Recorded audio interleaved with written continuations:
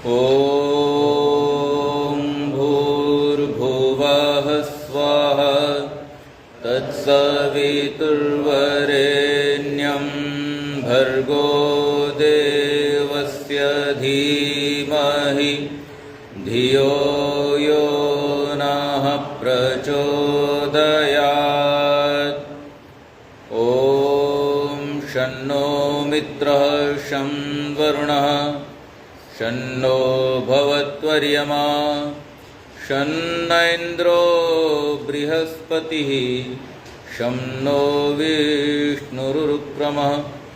नमो ब्रह्मणे नमस्ते वायो त्वमेव प्रत्यक्षं ब्रह्मासि त्वामेव प्रत्यक्षं ब्रह्म वदिष्यामि ऋतं वदिष्यामि सत्यं वदिष्यामि तन्मामवतु तद्वक्तारमवतु अवतु मामवतु वक्तारम् अवतु मामवतु वक्तारम्। ॐ शान्तिः शान्तिः शान्तिः। वंदनीय मातृशक्ति, उपस्थित भद्र पुरुषों, आज भाद्रपद मास की पूर्णिमा है और कल से आश्विन मास आरंभ होगा।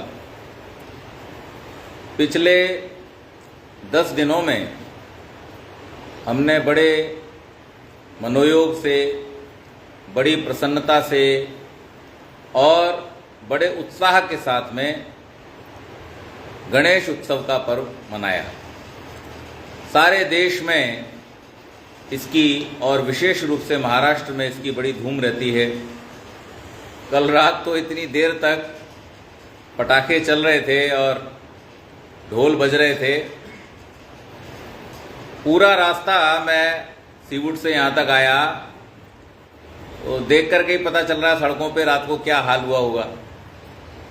पटाखों के अवशेष पड़े हुए। और आज से हमारा पितृपक्ष आरंभ हो जाता है। आश्विन मास के कृष्ण पक्ष को हमारे यहाँ पितृपक्ष के रूप में मनाया जाता है और संपूर्ण भारतीय समाज में यह मान्यता है कि पितरों को हम इस पक्ष में तृप्त करते हैं।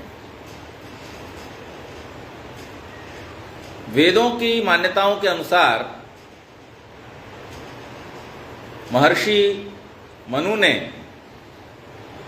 हमें लोगों को तृप्त करने का मार्ग बतलाया है, किसे कैसे तृप्त किया जाए।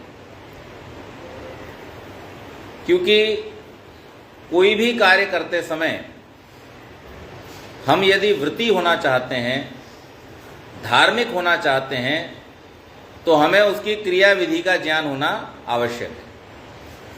अगर हमें क्रियाविधि पता नहीं होगी तो हम चाह करके भी उस कार्य को ठीक प्रकार से नहीं कर पाएंगे। और यदि क्रियाविधि का हमको ज्ञान हो तो फिर हम, जैसे पौराणिक लोग कहते हैं ना कि मेरे पास जो कुछ भी है वो समर्पित किया, है ना। तो वो समर्पित करके हम अपने मन को भी संतुष्ट कर सकते हैं और उस कार्य की भी पूर्ति हम कर सकते हैं। तो सबसे पहले हमें ये जानना आवश्यक है कि हमारी वैदिक मान्यता में पितरों को तृप्त करने का मार्ग क्या है। पितर कौन है? तो हमारे जो पूर्वज हैं वो हमारे पितर हैं। पूर्वज का अर्थ क्या होता है? पूर्व माने पहले, ज माने जिनका जन्म हुआ है। हमारे परिवार में, हमारे कुल में, यहाँ तक कि हमारे समाज और हमारे राष्ट्र में जिनका जन्म हमसे पहले हुआ है, जो हमसे पहले इस संसार में आए हैं, वो सब कौन है? हमारे पूर्वज, है ना।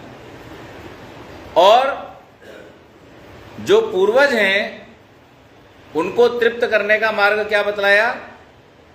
उनको तृप्त करने का मार्ग दो प्रकार से है। एक तो हम उनकी सेवा शुश्रूषा करें, और दूसरा उनकी स्वधा को धारण करने वाले बने।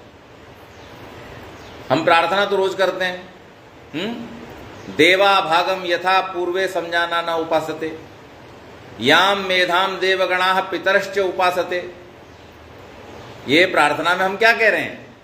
हमारे पितरों ने, हमारे पूर्वजों ने जिस मार्ग को अपनाया था, जिस विद्या को अपनाया था, जिस ज्ञान को अपनाया था, उसको हम भी धारण करें और उनकी सेवा करें। सेवा किसकी होगी? जीवित की। और धारण किसकी स्वधा होगी? जीवित और मृत दोनों की। तो हम अपने पूर्वजों की स्वधा को जब धारण करते हैं, पूर्वजों के जो संकल्प हैं उनको जब हम धारण करते हैं, पूर्वजों की बनाई हुई जो परंपराएं हैं उनको जब हम धारण करते हैं, तो हम उन पितरों को तृप्त करते हैं। केवल मात्र तृप्त नहीं करते, उनको हम आयुष्मान भी करते हैं। वेद में एक मंत्र आता है, पितर आयुष्मान तस्ते स्वधाविर आयुष्मान। हमारे जो पितर आयुष्मान है वो कैसे आयुष्मान है? उनकी स्वधा के द्वारा, उनकी जो परंपराएं हैं, उनकी जो संस्कृति है, उसके द्वारा हमारे पितर आयुष्मान है। अगर हम उस संस्कृति को धारण न करें तो नाम लेने वाला उनका कोई नहीं रहेगा। और नाम भी अगर केवल मात्र लेते रहें लेकिन उनके जो व्रत हैं उनका पालन न करें। अभी जैसे ही ये 15 दिन समाप्त होंगे, नवरात्र शुरू हो जाएंगे। नवरात्र जहां समाप्त होते हैं वो क्या पर्व है? विजयादशमी। विजयादशमी को आपको व्हाट्सएप पर, फेसबुक पर, इंस्टाग्राम पर, जितना भी सोशल मीडिया, सब पे क्या दिखाई देता है? एक ही चीज लिखी दिखाई देगी आपको सब जगह, अधर्म पर धर्म की विजय का पर्व। इसी रूप में मनाते हैं। विजयादशमी क्या है? अधर्म पर धर्म की विजय का पर्व है। लेकिन अगर हम देखें व्यवहार में, वास्तविकता में, समाज में जिस प्रकार से लोग चल रहे हैं, क्या हम अधर्म पर धर्म की विजय की तरफ चल रहे हैं? तो देखने में यह आता है कि आमतौर पर तो हम रोज धर्म पर अधर्म की विजय करा रहे हैं। हर स्थान जहां हमारे पास में कोई भी अधिकार आया, जहां हमारे पास में कोई भी पद आया, जहां हमारे पास में कोई भी संपत्ति आई, जहां हमारे अधिकार क्षेत्र में किसी का भी भला करने का अवसर आया, वहां पर हम चूक जाते हैं, गड़बड़ कर जाते हैं। लेकिन धर्म क्या है? चाहे आपके सामने कितनी ही अनुकूल परिस्थितियां हों और चाहे आपके सामने कितनी ही विपरीत परिस्थितियां हों, दोनों प्रकार की परिस्थितियों के आने पर भी जब आप अपने कर्तव्य से, अपने स्थान से, अपने पद से, अपनी विद्या से, अपनी शक्ति से, अपने धन से किसी भी प्रकार का कोई अनुचित कार्य नहीं करते हैं, उसका नाम धर्म है। तब आप धर्म की विजय करा पाते हैं। धर्म की विजय केवल मात्र नारे लगाने से नहीं होती है, या ये कह देने मात्र से कि हम अमुक धर्म को मानते हैं, या हम धार्मिक व्यक्ति हैं, या धार्मिक जो क्रियाकलाप हैं उनको कर लेने मात्र से नहीं। जितने भी संसार में धार्मिक क्रियाकलाप हैं, वो सब धार्मिक क्रियाकलाप क्यों हैं? धर्म की अवधारणा को समझाने के लिए। देखिए, ये जो पर्व अभी हमने मनाया गणपति उत्सव का, ये पर्व भी हमको किसी धर्म को समझाने के लिए है, हमारे किसी कर्तव्य को समझाने के लिए। क्या कर्तव्य हमारा? हमारा जो राष्ट्र के प्रति कर्तव्य है, उस कर्तव्य को समझाने वाला ये पर्व है। राष्ट्र कब आगे बढ़ता है? राष्ट्र धर्म की पूर्ति कब होती है? जब हम संगठित होते हैं। ये पर्व का है संगठन का। पहले ये पर्व जो है वो व्यक्तिगत रूप में मनाया जाता था, लेकिन जब हमारे देश पर विपत्ति आई तो हमारे देश के नेताओं ने, विशेष रूप से महाराष्ट्र में लोकमान्य बाल गंगाधर तिलक ने ये योजना बनाई कि इस पर्व को अब केवल मात्र व्यक्तिगत स्तर पर न करके हम सामाजिक स्तर पर करेंगे, ताकि लोगों को हम संगठित कर सकें, उनको हम सही मार्ग बतला सकें और अपने राष्ट्र के प्रति जो उनका कर्तव्य है, जो दायित्व है, जिसके माध्यम से इस राष्ट्र को सुरक्षित किया जा सकता है, फिर से स्वतंत्र कराया जा सकता है, उस योजना को हम साकार कर सकें, अपने संगठन की शक्ति को मजबूत कर सकें। तो ये राष्ट्र धर्म का पर्व है और ये हमको ये सिखाता है कि हम किस प्रकार से एकत्र होकर के किसी भी मुद्दे पर, किसी भी कार्य को करने के लिए अगर संगठित प्रयास करते हैं तो उसका स्वरूप विशाल हो जाता है। कल जो चैनल्स लाइव प्रसारण कर रहे थे, आप उनको देखते, लाखों लोग संगठित होकर के चल रहे थे, साथ साथ चल रहे थे। लेकिन अब देखिए समस्या कहां आ गई, वहीं पर कि जो मूल था उस मूल को भुला करके अब वो साथ साथ चल तो रहे हैं, यानी वो भीड़ तो निर्माण कर रहे हैं लेकिन संगठन का निर्माण नहीं कर रहे। भीड़ किसी भी कार्य को संपादित नहीं कर सकती। भीड़ केवल एक काम कर सकती है कि वहां भगदड़ मचे और बहुत सारे लोगों की अकारण जान चली जाए, ये तो होता है भीड़ में। लेकिन भीड़ किसी उद्देश्य को पूरा कर सके ऐसा होता नहीं। उद्देश्य कौन पूरा करता है? जो किसी उद्देश्य को लेकर के चलता है, उसका नाम क्या है? उसका नाम है संगठन।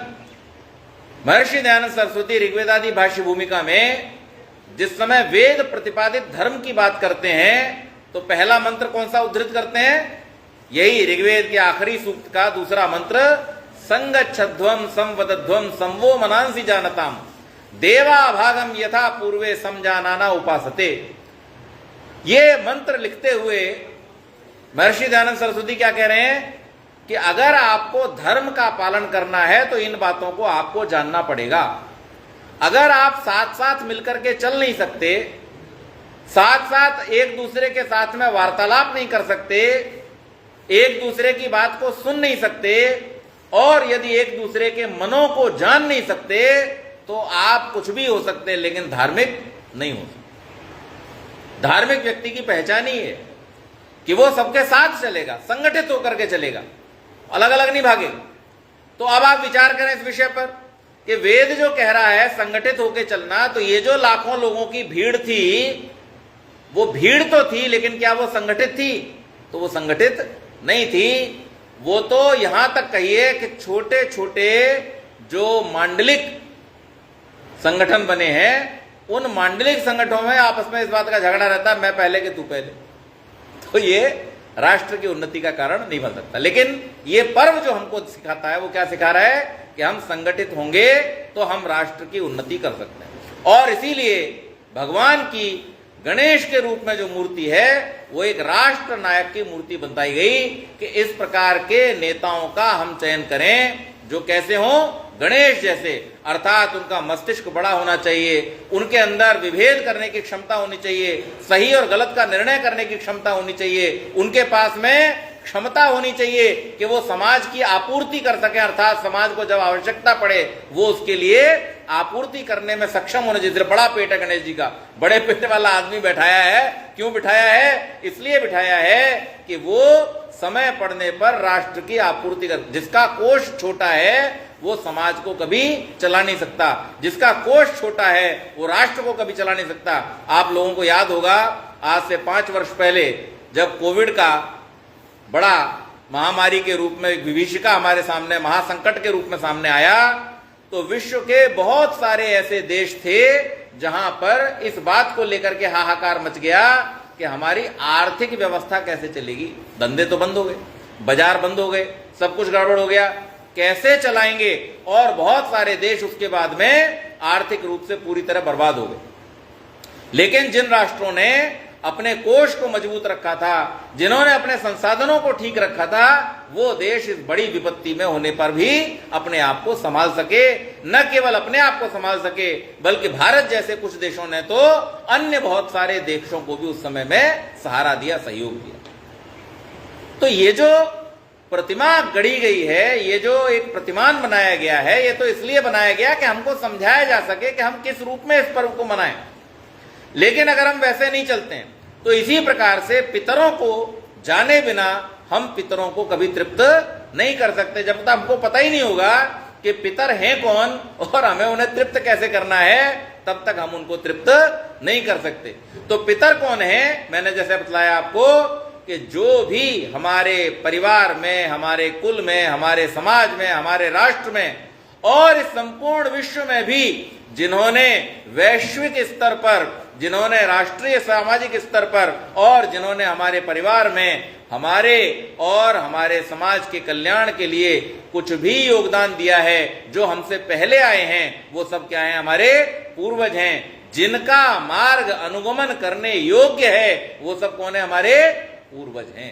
हम लोग जब छोटे थे पुस्तक चलती थी हिंदी में, पुस्तक का नाम ही था हमारे पूर्वज, और उसमें हमारे देश के जो महापुरुष थे उनके विषय में बतलाया जाता था। तो वो हमारे परिवार के नहीं है, हमारे कुल के नहीं है, लेकिन हमारे राष्ट्र के हैं, हमारे समाज के हैं, इसलिए वो भी कौन है? हमारे पूर्वज हैं। अब बात आती है उनको तृप्त कैसे किया जाए।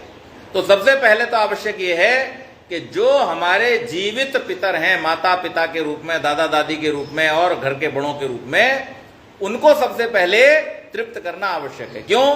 क्योंकि वो आपके सामने प्रत्यक्ष हैं।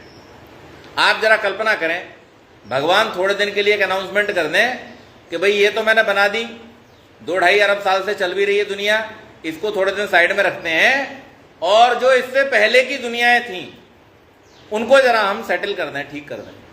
आप लोगों का क्या हाल होगा? हम लोगों का क्या हाल होगा? त्राही त्राही हो जाएगी, हाहाकार मच जाएगा। क्यों? क्योंकि जो है उसको संभालना आवश्यक है, जो था उससे सीखना आवश्यक है। आमतौर पर हम देखते हैं कि परिवार में जो उपस्थित हैं उसको छोड़ करके जो अब उपस्थित नहीं है उसकी ज्यादा चिंता की जाती है, और यही नाश का कारण है, ये दुख का कारण है, ये सब प्रकार से हमारे जीवन में आने वाले कष्टों का कारण है। जो उपस्थित है, जो जीवित माता पिता हैं, उन माता पिता को छोड़ करके और जो पितरों को तृप्त करने में, अर्थात ऐसे पितर जो अब इस संसार में नहीं रहे, जिनको तृप्त करने का कोई साधन आपके पास में इस भौतिक रूप में नहीं है, उनको तृप्त करने के लिए अगर आप अपने जीवित माता पिता की उपेक्षा करते हैं तो निश्चित मान लीजिए आप ना उनको तृप्त कर सकते हैं ना इनको तृप्त कर सकते हैं, आप दोनों तरफ से जाते हैं।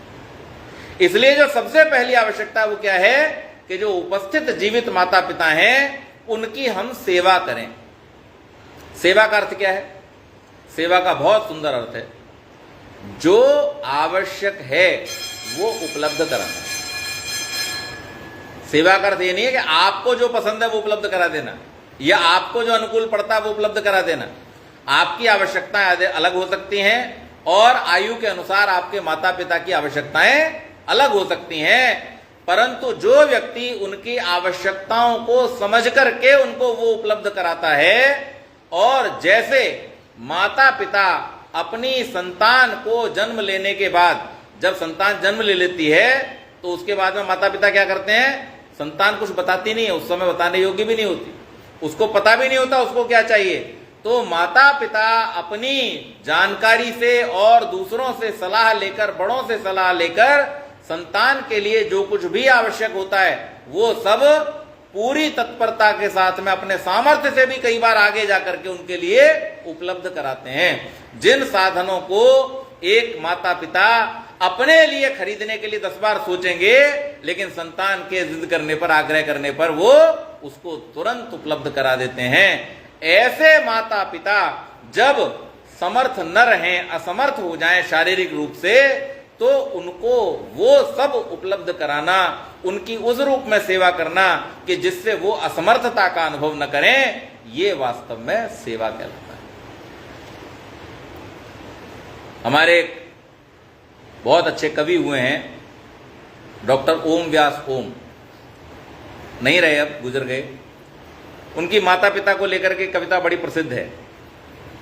उसमें उन्होंने बड़ी सुंदर बात कही है कि ऐसी संतान की सब तीर्थ यात्राएं व्यर्थ हैं, ऐसी संतान की सब तीर्थ यात्राएं व्यर्थ हैं जिसके होते हुए उसके माता पिता असमर्थ हैं। अगर माता पिता असमर्थ हैं और संतान तीर्थों की यात्रा कर रही है, मंदिरों में जल चढ़ा रही है, मंदिरों में मुकुट चढ़ा रही है, तो ऐसी संतान के ये सब किए कलाएं जो हैं, सोचिए आप इस बात को जस्ट अपोजिट करके सोचिए कि कोई संतान भूखी हो और उसकी मां जाकर के सत्संग करे, तो ऐसा संतान को कैसा लगेगा?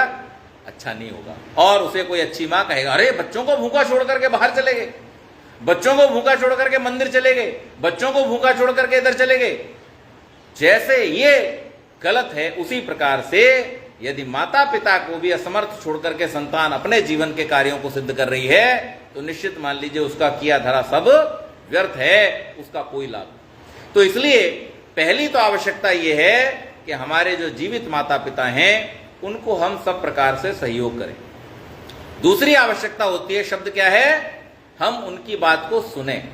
सेवा शब्द कभी अकेला प्रयोग नहीं किया जाता। क्या प्रयोग करते हैं? सेवा शुश्रूषा। ये सुनना बहुत आवश्यक है। और क्यों आवश्यक है सुनना? क्योंकि माता पिता या हमारे जो बड़े हैं उनकी बातों को सुनने से हमें कहीं ना कहीं हमारे जीवन के लिए बहुत आवश्यक चीजों की जानकारी होती है, और दूसरे हमारे जीवन के कई बार बड़े बड़े संकट भी बहुत आसानी से टल जाते हैं। क्योंकि देखिए, कोई व्यक्ति अगर ऊपर बैठा हो और कोई व्यक्ति नीचे हो, देखा है आपने, जहां पर किलों की सुरक्षा की जाती थी वहां बुर्ज बनाए जाते थे, ऊंचे ऊंचे बुर्ज बनाए जाते थे, और वहां पर व्यक्तियों को खड़ा कर दिया जाता था देखने के लिए। आज भी बॉर्डर पर सेनाओं के जो शिविर हैं वहां पर ऊंचे ऊंचे मचान बना दिए जाते हैं, और वहां बैठ करके वो, क्योंकि ऊपर बैठे हुए व्यक्ति को बहुत दूर का दिखाई देता है। जितना जितना हम ऊंचे उठते चले जाते हैं उतना उतना हमारी दृष्टि व्यापक होती चली जाती है। जीवन में ऊंचे कैसे उठते हैं? जैसे जैसे हम अनुभव प्राप्त करते जाते हैं वैसे वैसे हमारी दृष्टि व्यापक होती चली जाती है। जिन जिन चीजों को हमने देख लिया है उनके बारे में हमारा अनुभव जो है वो हमको सचेत करता रहता है। अब सोचिए कि जो बालक, जो युवक या जो गृहस्थ अपने माता पिता से मार्गदर्शन प्राप्त करके चल रहा है, तो उसको आयु भले उसकी 40 वर्ष की हो लेकिन अनुभव उसका 80 वर्ष का हो जाता है। तो वो जो जीवन का लाभ है वो प्राप्त कर सकता है यदि वो अपने माता पिता की बातों को सुनता है। तो ये बहुत आवश्यक है। दूसरी बात एक और होती है कि जब हम बड़ों की बात को नहीं सुनते हैं, जब हम बड़ों की बात को नहीं मानते हैं, तो उनके भी मन को दुख पहुंचता है। तो इसलिए यहां तक भी कहा गया कि अगर आपके आज के जीवन के हिसाब से आपको कुछ बातें ऐसी भी लगती हों कि जो अब इंप्लीमेंट नहीं हो सकती हैं, अब उनका प्रयोग आप अपने जीवन में नहीं कर सकते हैं, तो भी सुनने में कौन सा आपका वजन बढ़ जाएगा? हम कम से कम बात को सुन तो सकते हैं। हो सकता है बहुत सारी ऐसी चीजें हों जो उस समय में इंप्लीमेंट होती थी। कई बार मुझे लोग पूछने आते हैं, प्रश्न करते हैं कि स्वामी जी ने सत्यार्थ प्रकाश में और अन्य ग्रंथों में, विशेष रूप से व्यवहार भानु आदि जो व्यवहारिक शिक्षा के ग्रंथ हैं, उसमें बहुत सारी ऐसी चीजें लिखी हैं पंडित जी कि अब तो हम वो इंप्लीमेंट कर ही नहीं सकते। मैंने कहा ठीक है, इंप्लीमेंट नहीं कर सकते पर पढ़ करके समझ तो सकते हैं कि ये भी आवश्यक है। जब इंप्लीमेंट करने की जरूरत पड़े तब कर देना, लेकिन पढ़ने में क्या हानि है? इसी प्रकार से, क्योंकि विद्या के विषय में तो क्या कहा गया है, बड़ी सुंदर बात कही गई है। विद्या क्या है? न चौर्यहार्यम न च राजहार्यम न भ्रातृभाज्यम न च भारकारी व्यये कृते वर्धते नित्यम विद्या धनम सर्वधन प्रधानम। विद्या सबसे प्रधान, सबसे मुख्य, सबसे उत्तम धन क्यों है? क्योंकि आप कितनी भी विद्या प्राप्त कर लो, गारंटी है आपका 1 ग्राम वजन भी बढ़ेगा विद्या के कारण से वजन नहीं बढ़ेगा। तो यदि आप अपने बुजुर्गों की, अपने पूर्वजों की, अपने बड़ों की बात को सुन लेते हैं तो सुनने में कोई हानि नहीं है। उसका प्रयोग जरूर अपने विवेक से आप कर सकते हैं, लेकिन शुश्रूषा तभी संपन्न होती है जब आप उनकी बात को ध्यानपूर्वक सुनते हैं, उस पर विचार करते, चिंतन करते। तो इसलिए ये तो जीवित माता पिता के तर्पण का, उनको तृप्त करने का तरीका है। और दूसरा, जो चले गए, अब आज का जो फैशन है वो तो चले गए वालों को तृप्त करने का। और देखो 15 दिन कैसी धूम मचेगी कि हमारे को तृप्त करना है, कि इस दिन हमारे को तृप्त करना है। उनको कैसे तृप्त करें? तो जो बात मैंने वेद मंत्र के माध्यम से कही कि जो ज्ञान, जो विद्या और जो संस्कृति हमारे पूर्वजों ने हमारे लिए छोड़ी है, क्योंकि दो तरह की चीजें हैं जो कोई भी पूर्वज अपनी संतान के लिए छोड़ सकते हैं। एक तो धन संपत्ति और दूसरा संस्कार संस्कृति। धन संपत्ति आप एक स्थान पर प्रयोग कर सकते हैं और बहुत लिमिट में प्रयोग कर सकते हैं। धन संपत्ति आपको सब जगह सहयोग करने वाली नहीं होगी। कुछ चीजों में तो उसका बिल्कुल भी काम नहीं चलेगा। लेकिन जिन्होंने अपनी माता पिता से संस्कारों को ले लिया, जिन्होंने अपने पूर्वजों की संस्कृति को ले लिया, वो विश्व में कहीं भी चले जाएं और जीवन की कैसी भी परिस्थिति में चले जाएं, क्योंकि परिस्थितियां हमेशा परिवर्तनशील हैं। परिस्थितियां कभी भी एक जैसी किसी व्यक्ति के जीवन में नहीं रह सकती। बड़े से बड़े लोगों के इतिहास को भी अगर हम उठा के देख लें, जो बड़े बड़े राजे महाराजे इस देश में हुए, आपको मालूम है कि पांडव राजकुमार थे, लेकिन परिस्थितियां बदली और परिस्थितियां बदलने के कारण से उनको अनेक बार जीवन में वनों में जाना पड़ा। एक बार तो जो परंपरा से जाते थे वानप्रस्थी होकर के, वो तो गए ही गए, लेकिन उससे पहले बचपन में भी, युवावस्था में भी उनको अनेक वर्षों तक जंगल में रहना पड़ा। वनों में अनेक प्रकार के कष्ट उनको सहने पड़े, अनेक प्रकार की उनको यातनाएं दी गईं, उनको मारने के अनेक बार प्रयास किए गए और जैसे तैसे बचते बचाते वो अपने उस वनवास को भी काट पाते थे। इसी प्रकार से श्री राम को भी अनेक प्रकार के कष्ट, अनेक प्रकार के जंगल में जाकर के दुख सहन करने पड़े। तो ये परिस्थितियां तो आप चाहे राजा हों और चाहे साधारण मनुष्य हों, कभी भी बदल सकती हैं और परिवर्तित हो सकती हैं। लेकिन जो व्यक्ति अपने पूर्वजों से संस्कार सीख लेता है, जैसे ऋषि दयानंद ने एक संस्कार दिया। क्या संस्कार दिया? उन्होंने कहा प्रत्येक व्यक्ति को अपने जीवन में ईश्वर स्तुति, प्रार्थना और उपासना करनी चाहिए। ये ऋषि दयानंद ने हमको, पूर्वज जो हमारे ऋषि थे, उन ऋषियों की परंपरा से जो संस्कार हमारे चले आ रहे थे, उस संस्कार को पुनर्जीवित किया, पुनर्स्थापित किया और हमसे क्या कहा कि प्रत्येक व्यक्ति को अपने जीवन में स्तुति, प्रार्थना और उपासना करनी चाहिए। प्रश्न किया उनसे किसी ने, महाराज ये आप एक तरफ तो कहते हो कि जो कुछ भी हमने किया है हमें उसी का फल भुगतना पड़ेगा, जब हमने जो किया है उस कर्म का ही फल हमको भुगतना पड़ेगा, तो फिर ये स्तुति, प्रार्थना, उपासना करने से क्या लाभ है? क्यों हम भगवान का गुणगान करें? अरे भाई अच्छे काम करते हैं, भगवान का गुणगान करने से क्या होगा जब कर्म का फल तो वैसे ही मिलेगा। भगवान हमारी सिफारिश को सुनता नहीं आप कहते हो, भगवान के यहाँ कोई रिश्वत चलती नहीं आप कहते हो, भगवान हमारी कही सुनी मानेगा नहीं आप कहते हो। तो जब भगवान करेगा अपने हिसाब से अपना न्याय, तो हम फिर केवल अपना काम में ध्यान लगाएं, भगवान की स्तुति, प्रार्थना और उपासना क्यों करें? तो ऋषि दयानंद बड़ी सुंदर बात कहते हैं कि स्तुति, प्रार्थना और उपासना का फल अन्य है, जो तुम सोच रहे हो वो नहीं है। क्या फल है? तो ऋषि लिखते हैं कि स्तुति करने से जिसकी स्तुति की जाती है उसके गुणों में हमारी प्रीति होती है, हमारा प्रेम होता है और उसके गुण हमारे अंदर आते हैं। जब हम परमात्मा के अनेक श्रेष्ठ गुणों का गुणगान करते हैं तो हमारे अंदर भी उन गुणों का संचार होता है, हमारा मन भी उन गुणों के अनुकूल होता है और धीरे धीरे उन गुणों को हम अपने जीवन में धारण कर पाते हैं। बोले फिर प्रार्थना का क्या फल होता है? बोले प्रार्थना का सबसे बड़ा फल है, एक तो निरभिमानता आती है। मनुष्य का एक बहुत बड़ा दोष क्या है? अहंकार, अभिमान। स्वाभिमान प्रत्येक व्यक्ति में होना चाहिए, चाटुकारिता किसी को नहीं करनी चाहिए, चापलूस किसी का नहीं बनना चाहिए, लेकिन अपने स्वाभिमान को भी कभी छोड़ना नहीं चाहिए। परंतु इन सब के बावजूद हमें कभी भी अहंकारी नहीं होना चाहिए। अब अहंकार में और स्वाभिमान में क्या फर्क है वो समझ लेना बहुत आवश्यक है, क्योंकि हम कई बार अपने पितरों की, अपने बड़ों की उपेक्षा किस लिए करते हैं? ये अहंकार भी उसमें एक कारण है।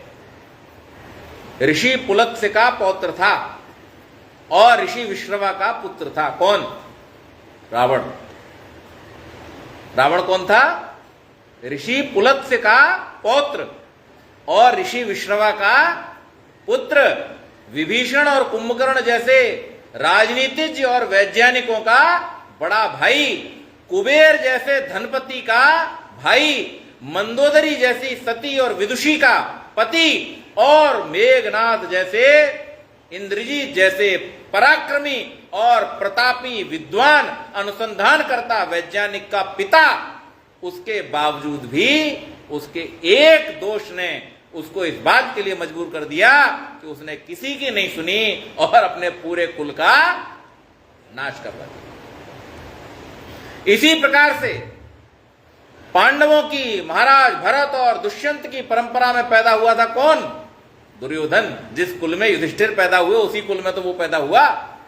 लेकिन महात्मा भीष्म, महात्मा विदुर, आचार्य द्रोण, आचार्य कृप जैसे महान नीतिज्ञों के, यहां तक कि उस युग के सबसे बड़े, सबसे प्रतिष्ठित और सबसे शक्तिशाली व्यक्ति श्री कृष्ण की बात को भी उसने नहीं माना, क्योंकि अहंकार में इतना डूबा हुआ था। उस अहंकार ने उसके भी कुल का नाश करवा दिया। तो अहंकार तो बहुत बड़ा दुर्गुण है, तो अहंकार को दूर करना आवश्यक है। तो स्वामी जी क्या कह रहे हैं? प्रार्थना करने से हमारे अंदर निरभिमानता आती है, हमारा अहंकार कम होता है, अहंकार का नाश होता है, और इस अहंकार के नाश हो जाने से क्या होता है? हम परमात्मा के साथ जुड़ जाते हैं। जब परमात्मा के साथ जुड़ जाते हैं उसका परिणाम क्या होता है? उसका परिणाम ये होता है, ऋषि इतने सुंदर शब्दों में कह रहे हैं कि जब हमारे जीवन में पहाड़ जैसा महान दुख भी आता है तो हमें वो राई के समान प्रतीत, ये लाभ कम है। और उपासना करने से क्या होता है? उपासना करने से कहते हैं जैसे शीत से आतुर व्यक्ति जब अग्नि के समीप पहुंच जाता है तो उसका सारा शीत और उस शीत से उत्पन्न होने वाला सारा कष्ट दूर हो जाता है। इसी प्रकार से जन्म जन्मांतर के अज्ञान अविद्या के कारण दुख सागर में फंसा हुआ जीव जब उस परमानंद के पास में जाकर के बैठता है तो उसके जीवन में भी आनंद का संचार होता है।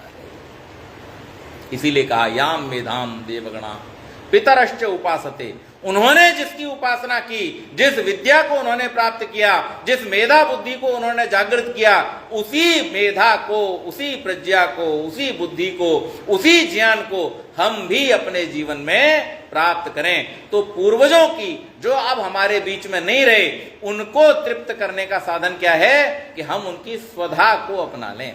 एक पिता अपने जीवन में सबसे ज्यादा प्रसन्न कब होता है?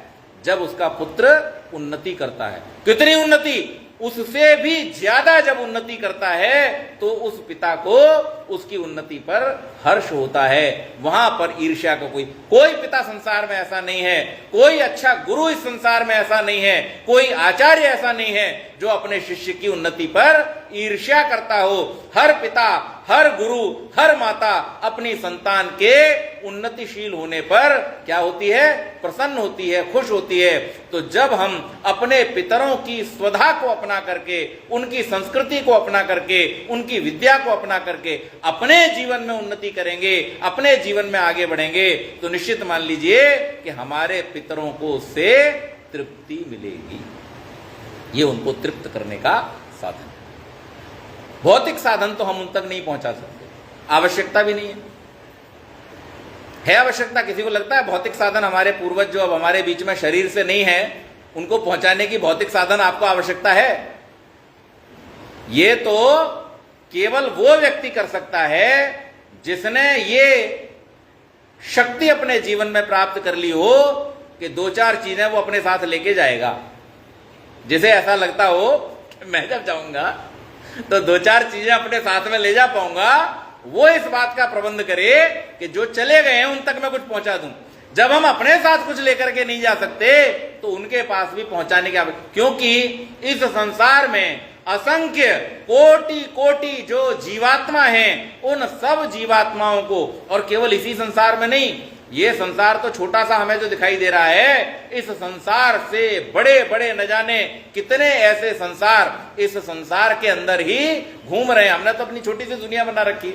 इस छोटी सी दुनिया से, इस पृथ्वी से, इस सौरमंडल से, इस आकाश गंगा से भी बड़े बड़े न जाने कितने ब्रह्मांड इस संसार में परमात्मा की व्यवस्था में घूम रहे हैं। उनमें असंख्य प्राणी अपने अपने कर्मों का फल प्राप्त करते हुए अनेक शरीरों में प्रतिक्षण प्रवेश कर रहे हैं और उनसे छूट रहे हैं। ऐसे सब प्राणियों का सब समय में सब प्रकार से कल्याण करने वाला वो परमात्मा सर्वशक्तिमान है। उसकी व्यवस्था में हमें कोई दखलंदाजी करने की जरूरत नहीं है। वो सबको सबके कर्मों का यथायोग्य परिणाम देता ही है। यदि हम वास्तव में अपने पितरों को खुश करना चाहते हैं, अपने पितरों को तृप्त करना चाहते हैं, तो उसका साधन क्या है? उसका साधन ये है कि हम उनके यश को बढ़ाएं, उनकी संस्कृति को बढ़ाएं। संतान जो शब्द है वो कैसे बना है? संतान शब्द में तान धातु आती है, संस्कृत की तान धातु, तनु विस्तारे, जिसके द्वारा विस्तार किया जाए, जिसके द्वारा हम अपने पूर्वजों की परंपराओं को कहां ले जाएं? आगे ले जाएं। जो आगे ले जाने वाला है वही वास्तव में संतान है। जो अपने माता पिता से केवल मात्र शरीर प्राप्त नहीं करता, बल्कि उनके सब संस्कारों को भी अपने जीवन में धारण करता है। अनुव्रतः पितु पुत्रो मात्रा भक्त सम्मना। पुत्र को कैसा होना चाहिए? अपने पिता का अनुव्रती होना चाहिए। जिन व्रतों को, जिन संकल्पों को हम लोग आजकल व्रत का अर्थ क्या कर लेते हैं? केवल देखो, इसके ऊपर चुटकुले बनते हैं। क्या चुटकुले बनते मालूम है? नवरात्रों में हे दुर्गा, हे दुर्गा, और नवरात्र खत्म हुए तो दे मुर्गा, दे मुर्गा। ये चुटकुले बनते हैं, परंतु ये वास्तविकता है। अरे साहब, मैं बहुत सारे ऐसे लोगों से मिलता हूं, कुछ तो मेरे यजमान भी ऐसे हैं जो पता नहीं चलता, हमें तो पता नहीं चलता भाई कौन क्या करता है। और सामाजिक क्षेत्र में काम करते हैं तो अनेक व्यक्ति कभी कोई किसी संपर्क के माध्यम से, किसी के माध्यम से यज्ञ आदि के लिए घर पे बुलाते हैं।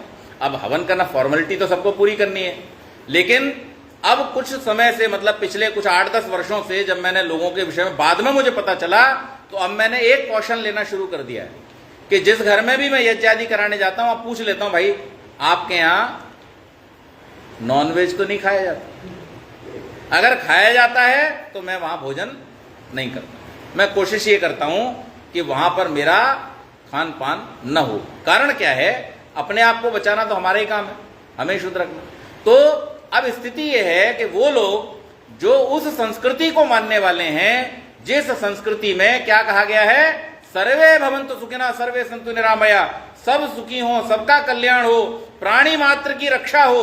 उस प्राणी मात्र की रक्षा करने वाली संस्कृति में लोग जब नारा तो लगाते हैं प्राणी मात्र की रक्षा, उसके बाद में जाके और काट के खा लेते हैं, तो फिर वास्तव में उनका जीवन जो है वो कोई बढ़िया जीवन नहीं है। तो इसलिए हमको क्या करना चाहिए? हमारे पूर्वजों की जो परंपरा है, उस परंपरा को सच्चे अर्थों में अपने जीवन में धारण करना चाहिए। हमें इस बात के लिए पुरुषार्थ नहीं, आजकल इस बात पर बहस चलती रहती है, इस बात पर लोग बड़ा दिमाग लगा रहे हैं कि किसी तरह से हमारे जितने गंदे काम हैं उनको सबको हम अपने पूर्वजों के नाम पे रख के जस्टिफाई करें। ऐसा प्रयास चलता है? नहीं चलता है। ऐसा प्रयास इस रूप में चलता है कि जब हम श्री कृष्ण के नाम पर बहुत सारे उल्टे सीधे काम करते हैं और उस पर भी लोग आक्षेप भी लगाते हैं, लांछन भी लगाते हैं। लांछन क्या लगाते हैं? गाने बनते हैं इस पर, है जी, कि वो करें तो लीला और हम करें तो कैरेक्टर ढीला। गाने हैं ऐसे नहीं है, क्यों बने? मौका किसने दिया ऐसा बनाने का? ये हमने दिया।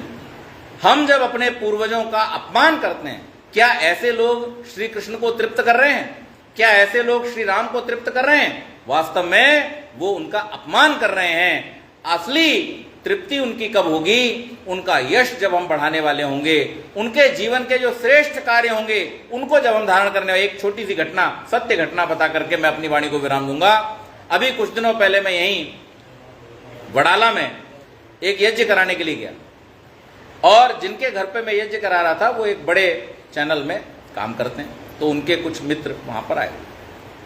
वो भी इसी व्यवसाय में, पत्रकारिता और चैनल पर जो एंकरिंग वगैरह होती है उसमें, तो पढ़े लिखे सब लोग थे। भोजन के समय पे उन्होंने हमसे एक प्रश्न किया। चर्चा चल रही थी समाज के विषय में, क्योंकि पत्रकारिता से जुड़े लोग हैं, मैं भी पत्रकारिता से जुड़ा हुआ हूं, तो हम सब लोगों को उसी तरीके का चिंतन बातचीत चल रही थी। तो एक प्रश्न आया मेरे पास उनके यहां से, उनकी तरफ से, कि हमारे पूर्वजों ने तो अहिंसा का मार्ग अपनाया, तो आज ये जो झगड़ा वगड़ा होता है, इस तरीके की चीजें जो होती हैं, या कुछ जो आजकल बहुत सारे, इस बात पर भी लोगों को आक्षेप है कि अपराधियों को दंड क्यों दे रहे हो, इस पर भी लोगों को समस्या है। तो उनका प्रश्न जो था, अब उन्होंने प्रश्न मन में आया उनके, तो मुझसे किया। तो मैंने उनसे कहा, पहली बात तो ये कि हम अहिंसा शब्द का ठीक ठीक अर्थ समझें। अहिंसा शब्द का अर्थ क्या है? वैर त्याग। महर्षि पतंजलि क्या कह रहे हैं? वैर का त्याग कर देना अहिंसा कहलाती है। और हिंसा का अर्थ क्या है? अकारण किसी को कष्ट देना, वैर पूर्वक किसी को कष्ट देना, मन में द्वेष रखते हुए किसी को कष्ट देना, ये क्या है? हिंसा है। और वैर त्याग की भावना से, अच्छा एक बात बताइए, जज जब किसी मुजरिम को फांसी की सजा या आजीवन कारावास देता है तो वो हिंसा करता है या अहिंसा करता है? अहिंसा है ना। परमात्मा जब किसी व्यक्ति को उसके किए हुए पापों का फल देता है, दंड देता है, तो वो हिंसा करता है, अहिंसा करता है? तो अहिंसा का अर्थ क्या है? वैर त्याग। अगर आप किसी के प्रति अपने मन में बिना किसी प्रकार का वैर भाव रखे हुए, अर्थात पर्सनल किसी भी इंटरेस्ट के बिना उसके कल्याण के लिए जो भी करते हैं, वो क्या है? वो अहिंसा है, वो हिंसा नहीं है। फिर मैंने उनको दूसरी बात समझाई। मैंने कहा अब आपको यह समझना पड़ेगा कि आपको जो पट्टी पढ़ाई गई है वो गलत है। वो क्या है? आप कहते हो ऐसा किसी ने नहीं किया। अब मैं आपको कुछ नाम देता हूं, आप बताना उन्होंने ऐसा किया या नहीं किया। मुझे ये बताओ, भगवान राम ने जब दंडक वन में 14,000 राक्षसों को एक साथ मारा, उस युद्ध में वो हिंसा कर रहे थे कि अहिंसा कर रहे थे?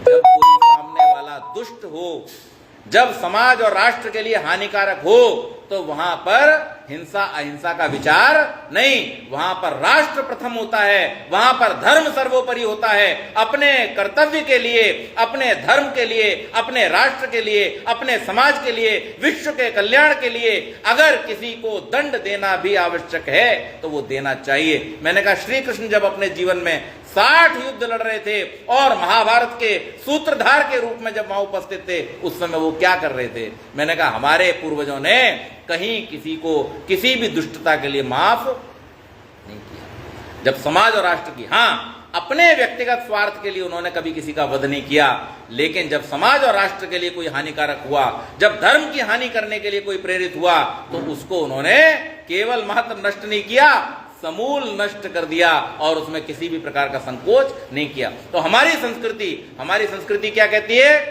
हमारी संस्कृति है, इंद्रम वर्धंतो अप्तुरः कृणवंतो विश्वमार्यम।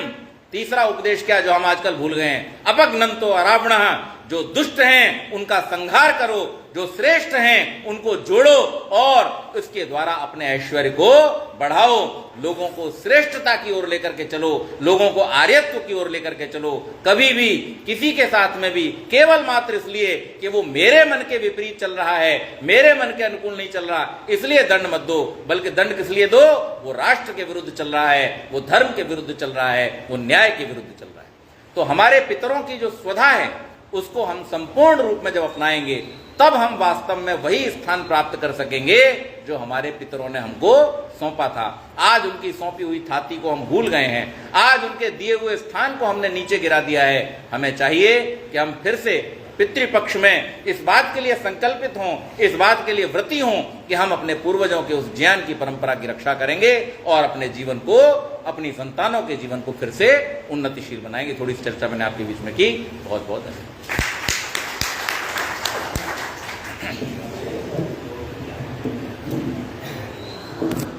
बहुत सुंदर चर्चा।